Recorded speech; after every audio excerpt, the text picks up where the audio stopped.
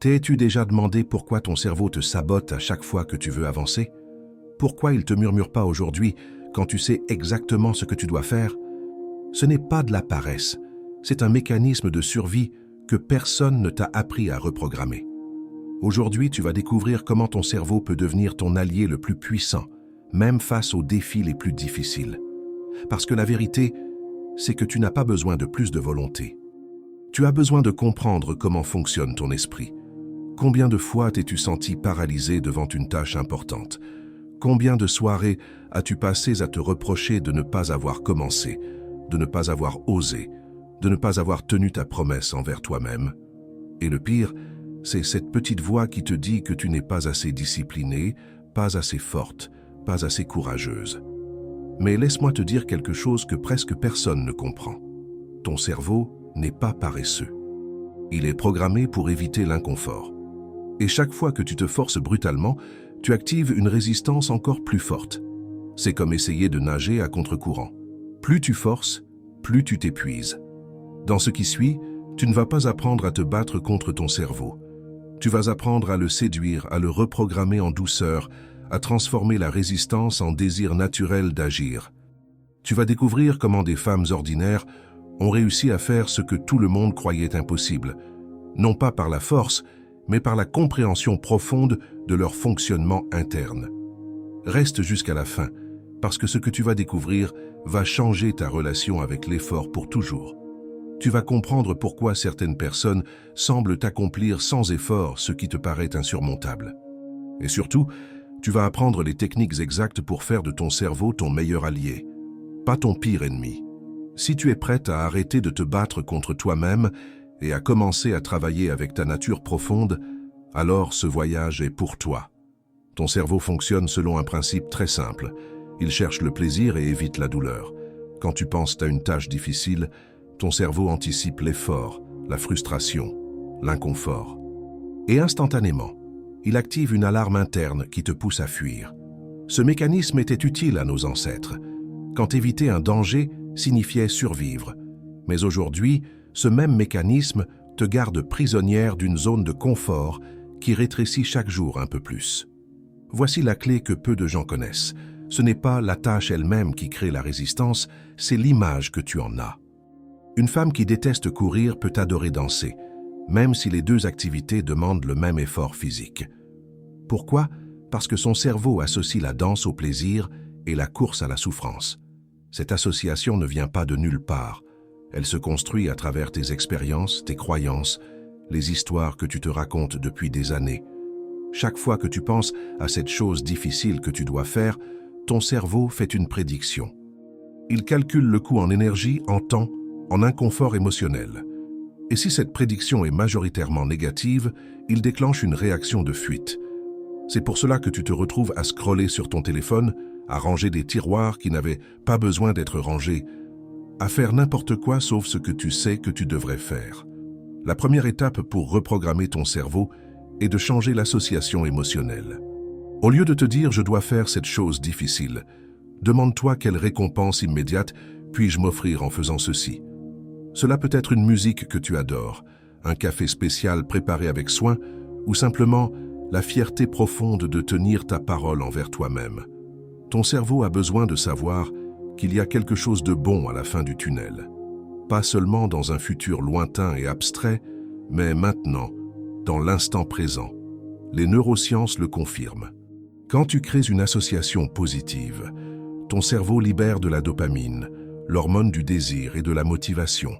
Cette dopamine ne vient pas après avoir terminé la tâche.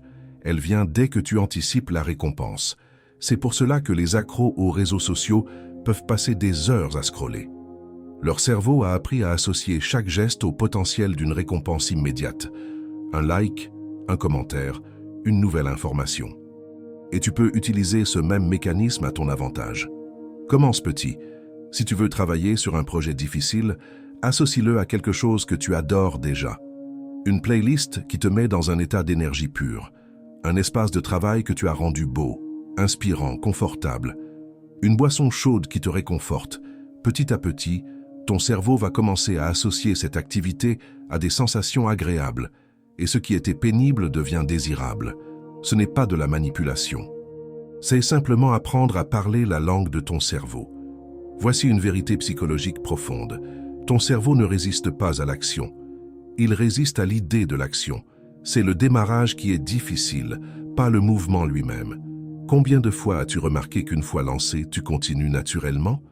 Tu te dis que tu vas juste lire une page et tu finis par lire un chapitre entier. Tu décides de marcher 5 minutes et tu te retrouves dehors pendant une demi-heure. Le problème n'est jamais de continuer. Le problème est de commencer. C'est là qu'intervient la règle des 2 minutes. Au lieu de te dire « je vais travailler pendant 2 heures », dis-toi simplement « je vais commencer pendant 2 minutes ». 2 minutes, c'est tout. Pas de pression, pas d'attente, juste 2 minutes. Cette technique semble trop simple pour être efficace, mais elle repose sur une compréhension profonde de la résistance psychologique. Ton cerveau ne peut pas justifier de résister à seulement 2 minutes. C'est tellement petit, tellement inoffensif qu'il baisse sa garde. Ce qui se passe alors est fascinant. Une fois que tu as commencé, ton cerveau passe en mode action. Les neurones moteurs s'activent. Le cortex préfrontal, responsable de la planification et de la prise de décision, se met en marche. La résistance disparaît. Et souvent, tu continues bien au-delà des 2 minutes, simplement parce que l'élan est créé. Tu as contourné le gardien. Tu as déjoué le mécanisme de défense. Et une fois en mouvement, ton cerveau préfère continuer que de s'arrêter à nouveau. Cette technique a aidé des milliers de femmes à sortir de la procrastination chronique. Non pas en se forçant brutalement, mais en rusant avec la nature même de la résistance. Une artiste qui n'arrivait pas à peindre s'est dit « je vais juste préparer mes pinceaux pendant 2 minutes ». Elle a fini par peindre pendant 3 heures. Une écrivaine bloquée s'est promis d'écrire une seule phrase. Elle a terminé un chapitre entier. Une femme qui évitait le sport depuis des mois s'est dit « je vais juste mettre mes chaussures de course ». Elle a couru 5 kilomètres. Le secret n'est pas dans l'intensité de l'effort. Il est dans la douceur du commencement, parce que ton cerveau ne peut pas résister à ce qui ne le menace pas. Et 2 minutes, cela ne menace personne. Ton cerveau a un défaut fascinant. Il privilégie toujours le présent au futur. C'est pour cela que tu choisis le confort immédiat plutôt que le bénéfice à long terme. Ce n'est pas un manque de volonté. C'est un biais cognitif appelé actualisation temporelle. En termes simples, ton cerveau accorde plus de valeur à ce qui est maintenant qu'à ce qui sera dans 6 mois, 1 an, 5 ans. C'est pour cela que tu manges le gâteau, même si tu sais que tu veux perdre du poids. C'est pour cela que tu regardes une série au lieu de travailler sur ton rêve. Le plaisir immédiat gagne presque toujours contre le bénéfice différé. Mais il existe une technique puissante pour contrer cela. La visualisation émotionnelle. Ferme les yeux un instant. Imagine-toi dans 6 mois. Visualise cette version de toi qui a accompli ce que tu veux accomplir aujourd'hui. Comment se sent-elle? Comment marche-t-elle dans la rue? Quel regard porte-t-elle sur elle-même dans le miroir? Quelles sont les nouvelles possibilités qui s'ouvrent devant elle? Ne te contente pas de voir cette image. Ressens-la. Ressens dans ton corps cette fierté profonde, cette confiance tranquille, cette paix intérieure qui vient de savoir que tu as tenu ta promesse envers toi-même. Sens le poids qui se lève de tes épaules. La légèreté qui remplace le regret, l'énergie nouvelle qui circule dans tes veines. Et maintenant, pose-toi cette question. Qu'est-ce que cette femme ferait aujourd'hui? Quel choix ferait-elle dans l'heure qui vient? Quand tu te connectes émotionnellement à ta version future, quelque chose de magique se produit dans ton cerveau. Le futur n'est plus une abstraction lointaine, il devient une réalité émotionnelle déjà présente. Ton système limbique, le centre émotionnel de ton cerveau, ne fait pas la différence entre une expérience réelle et une expérience intensément imaginée. Quand tu ressens profondément cette version de toi, ton cerveau commence à travailler pour elle.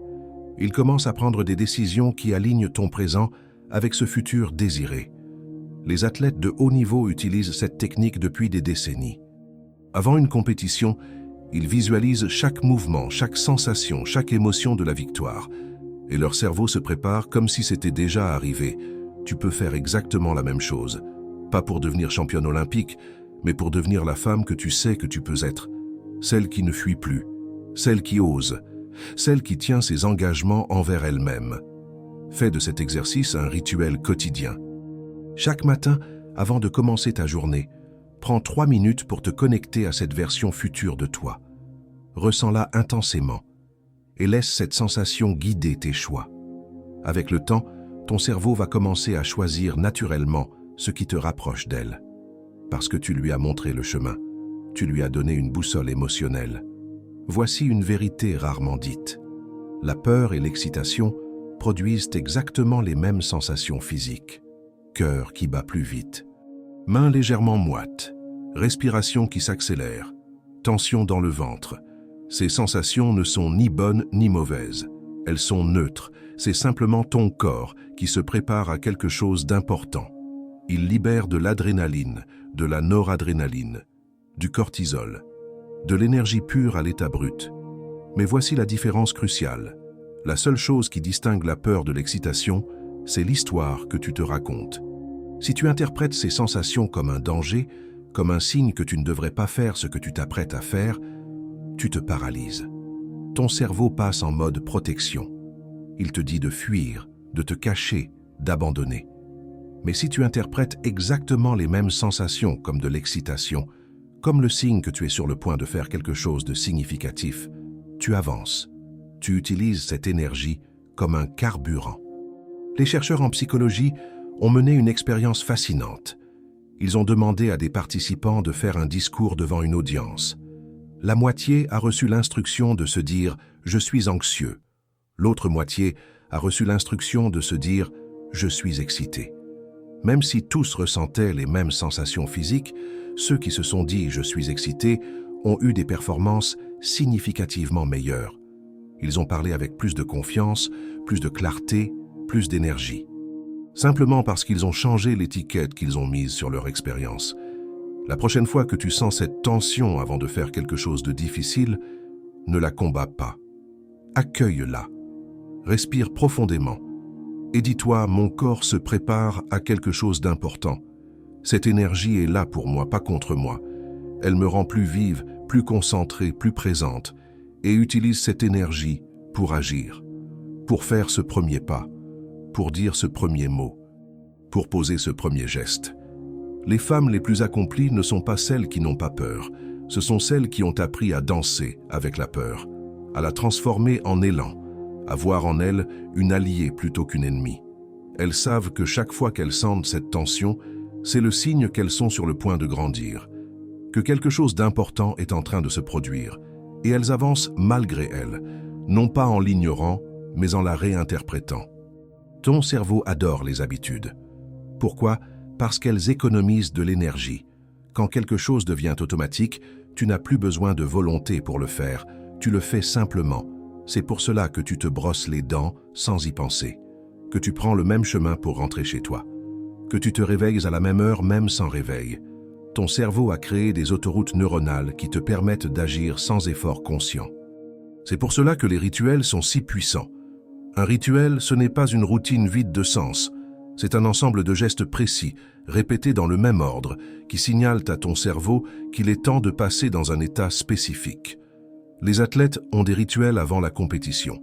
Les écrivains ont des rituels avant d'écrire. Les musiciens ont des rituels avant de monter sur scène. Ces rituels ne sont pas de la superstition, ils sont une forme de programmation neuronale.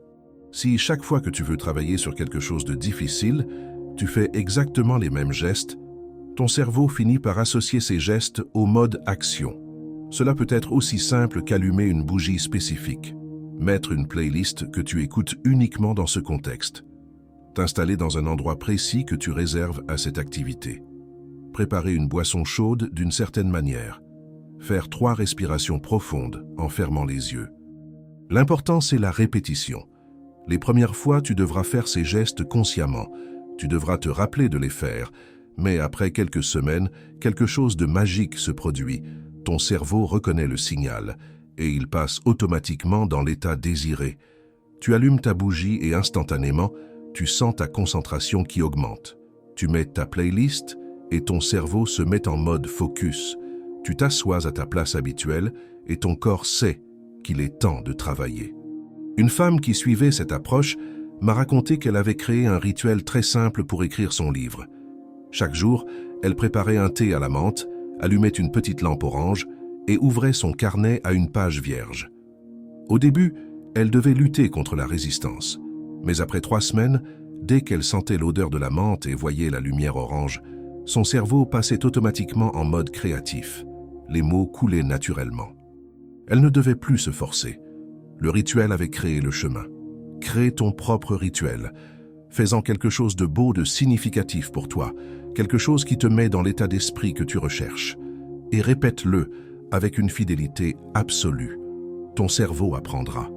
Et ce qui demandait un effort immense deviendra un mouvement naturel. Voici peut-être le secret le plus libérateur de tous. Tu ne dois pas être parfaite pour commencer. Tu dois commencer pour devenir meilleure. Combien de projets as-tu abandonnés parce qu'ils n'étaient pas à la hauteur de tes attentes? Combien de rêves sont morts dans l'œuf parce que tu attendais le moment parfait, les conditions parfaites, la version parfaite de toi-même? Combien de fois t'es-tu dit « quand je serai prête, je commencerai » sans jamais te sentir prête? Le perfectionnisme n'est pas une quête d'excellence. C'est une forme déguisée de peur. Peur de l'échec, peur du jugement, peur de ne pas être assez. Peur que si tu essaies vraiment et que tu échoues, cela prouvera ce que tu as toujours craint, que tu n'es pas capable. Alors tu ne commences jamais vraiment. Tu restes dans la préparation éternelle, dans la planification sans fin, dans l'attente d'un signe qui ne viendra jamais. Mais la vérité, c'est que chaque grande réalisation a commencé par une tentative imparfaite. Chaque femme que tu admires a traversé des phases de doute, d'erreur, de maladresse. La différence? Elle n'a pas attendu d'être prête. Elle a osé commencer. Elle a accepté d'être mauvaise au début, de faire des erreurs, de créer quelque chose de moche avant de créer quelque chose de beau. Il y a une citation qui dit que tout ce qui vaut la peine d'être fait vaut la peine d'être mal fait. Au début, parce que c'est en faisant mal que tu apprends à faire bien. C'est en écrivant de mauvaises pages que tu apprends à écrire de bonnes pages. C'est en cuisinant des plats ratés que tu deviens une bonne cuisinière. C'est en ayant des conversations maladroites que tu apprends à communiquer avec clarté. Donne-toi la permission d'être débutante, d'être nulle, d'être en apprentissage. Il n'y a aucune honte à ne pas savoir.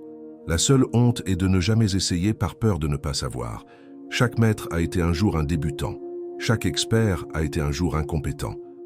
La différence entre eux et ceux qui ont abandonné? Ils ont continué malgré l'imperfection. Alors fais cette chose difficile, même si c'est imparfait, même si c'est maladroit, même si personne ne le voit jamais. Fais-le pour toi, pour prouver à ton cerveau que tu es capable de commencer, que tu es capable de créer, que tu es capable de tenir ta promesse envers toi-même. Et avec chaque tentative imparfaite, tu deviens un peu plus forte, un peu plus compétente, un peu plus confiante. Ton environnement façonne ton cerveau plus que tu ne le crois. Les neurosciences sociales ont démontré que nous sommes des créatures profondément influencées par notre entourage. Si tu es entouré de personnes qui se plaignent constamment, qui voient le monde comme un lieu hostile, qui doutent de tout et de tous, ton cerveau va inconsciemment adopter ces schémas de pensée. Non pas parce que tu es faible, mais parce que ton cerveau est conçu pour s'adapter à son environnement social. Nous avons des neurones miroirs qui s'activent quand nous observons les autres. Ces neurones nous permettent de ressentir ce que l'autre ressent, de comprendre ses intentions, d'apprendre par imitation. C'est un mécanisme de survie ancestrale. Mais aujourd'hui, ce mécanisme signifie que tu absorbes littéralement l'énergie émotionnelle de ceux qui t'entourent. Si tu passes du temps avec des gens anxieux, tu deviens anxieuse. Si tu t'entoures de gens pessimistes, tu deviens pessimiste. Si tu vis avec des gens qui ne croient pas en eux, tu commences à douter de toi. Mais la bonne nouvelle, c'est que l'inverse est tout aussi vrai. Si tu t'entoures de femmes qui osent, qui créent, qui avancent malgré la peur, ton cerveau va naturellement vouloir faire de même. Tu vas commencer à penser comme elles, à agir comme elles, à croire que ce qui est possible pour elles est possible pour toi. Parce que ton cerveau apprend par observation et imitation. Pose-toi cette question en toute honnêteté. Qui dans ta vie te tire vers le haut? Qui te fait sentir que tout est possible? Qui croit en toi plus que tu ne crois en toi-même? Et inversement, qui draine ton énergie? Qui te fait douter? Qui minimise tes rêves? Qui te ramène toujours à la peur et au confort? Ce n'est pas une question de juger les gens. C'est une question de protéger ton énergie et ta vision. Tu n'es pas obligé de couper les liens avec tout le monde. Mais tu peux consciemment choisir de passer plus de temps avec ceux qui t'élèvent et moins de temps avec ceux qui te tirent vers le bas. Tu peux chercher des communautés de femmes qui partagent tes aspirations. Des groupes, des cercles, des espaces où tu te sens vue, comprise, encouragée. L'une des décisions les plus transformatrices que tu puisses prendre est de choisir consciemment ton cercle. Parce que dans 5 ans, tu seras la moyenne des 5 personnes avec qui tu passes le plus de temps. Leurs croyances deviendront tes croyances. Leurs habitudes deviendront tes habitudes. Leur niveau d'exigence envers elles-mêmes deviendra ton niveau d'exigence. Choisis avec soin. Maintenant, arrête-toi un instant. Prends une grande respiration et pose-toi ces questions en toute honnêteté. Quelle est cette chose difficile que tu évites depuis des semaines, des mois, peut-être des années? Quelle histoire te racontes-tu pour justifier de ne pas commencer? Si tu savais que tu ne peux pas échouer, que ferais-tu dès demain? Quelle version de toi-même attends-tu de devenir pour enfin te sentir digne d'essayer? Ces questions ne sont pas là pour te juger, elles sont là pour te réveiller. Parce que parfois, la prise de conscience est le premier pas vers la transformation. Parfois, simplement nommer ce que tu évites lui enlève la moitié de son pouvoir. Parfois, reconnaître l'histoire que tu te racontes te permet de voir que ce n'est qu'une histoire, pas une vérité absolue, juste une interprétation. Et toute interprétation peut être changée. Si tu es honnête avec toi-même, tu sais déjà ce que tu dois faire. Cette chose que tu repousses encore et encore, ce projet que tu portes en toi depuis si longtemps, cette conversation que tu dois avoir, ce changement que tu dois faire, tu le sais, ton âme le sait. Mais une partie de toi a peur, et c'est normal. La peur est le signe que quelque chose d'important est en jeu, que tu es sur le point de sortir de ta zone de confort, que tu es sur le point de devenir quelqu'un de nouveau. Alors ne cherche plus d'excuses, ne cherche plus de raisons d'attendre, parce qu'il n'y aura jamais de moment parfait, il n'y aura jamais de conditions idéales. Il n'y aura jamais de version de toi qui sera totalement prête, sans peur, sans doute, sans résistance. Cette version n'existe pas. Même les femmes les plus accomplies ressentent la peur. La différence, c'est qu'elles agissent malgré elles. Voici la vérité la plus dure, mais aussi la plus libératrice que tu puisses entendre aujourd'hui. Personne ne viendra te sauver. Personne ne te donnera la permission. Personne ne te dira que c'est le bon moment. Parce que le bon moment, c'est maintenant. La bonne version de toi, c'est celle qui ose commencer malgré le doute. La vraie force, ce n'est pas d'être sans peur, c'est d'avancer avec la peur. Tu as passé trop de temps à attendre d'être prête. Mais la préparation ne vient pas avant l'action, elle vient pendant. C'est en marchant que tu apprends à marcher, c'est en parlant que tu apprends à parler, c'est en créant que tu apprends à créer. Tu ne peux pas devenir une nageuse sur la terre ferme, il faut plonger dans l'eau. Même si c'est froid. Même si tu ne sais pas encore bien nager, parce que c'est dans l'eau que tu apprends. Alors arrête de négocier avec toi-même. Arrête de chercher des excuses. Arrête de croire que tu es différente, que pour toi c'est plus difficile, que les autres ont quelque chose que tu n'as pas. Oui, c'est difficile, pour tout le monde, mais c'est aussi possible, pour toi aussi. Tu as en toi tout ce dont tu as besoin.